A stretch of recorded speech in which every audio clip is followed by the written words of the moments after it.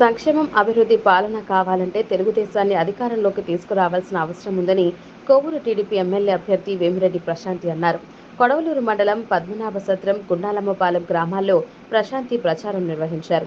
దోచుకోవడాన్ని రాజకీయమని కొందరు అనుకుంటున్నారని, తాను మాత్రం ప్రజాసేవకే రాజకీయాల్లోకి వచ్చానని చెప్పారు. గుండాలమ్మపాలెంలో టీడీపీ సర్పంచ్ గెలిచిందని ఒక్క అభివృద్ధి పని కూడా చేయలేదని అన్నారు.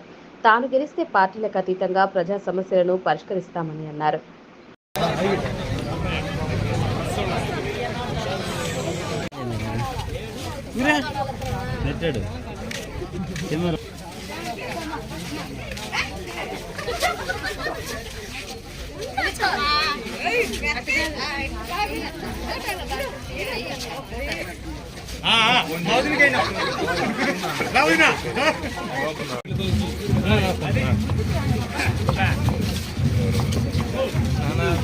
నువ్వు కూడా నడవాలి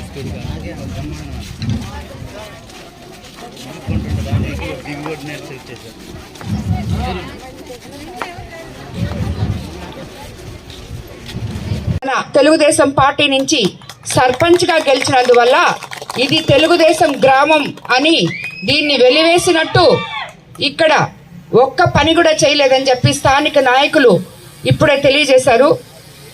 కాబట్టి ఇది మనకి సక్రమంగా మనకి అన్ని ఊర్లలో సమపాలలో సంక్షేమము అభివృద్ధి జరగాలంటే తప్పకుండా చంద్రబాబు నాయుడు గారు తిరిగి అధికారంలోకి రావాలి, తెలుగుదేశం ప్రభుత్వం అధికారంలోకి రావాలని మీకు అందరికీ చెప్తున్నాను.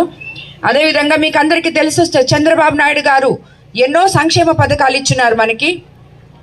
ముందుగా అవ్వాతాతలకి ఇప్పుడు 3,000 పెన్షన్ ఉంటే 4,000 చేశారు. వికలాంగుల పెన్షన్ 6,000 చేశారు. అదేవిధంగా ఇక్కడ చాలా మంది సోదరీమణులు ఉన్నారు, వాళ్ళందరి కోసం చెప్తున్నాను, మీరందరూ ఉచితంగా బస్సుల్లో ప్రయాణం చేయొచ్చు. సంవత్సరానికి 3 సిలిండర్లు ఫ్రీగా వస్తాయి.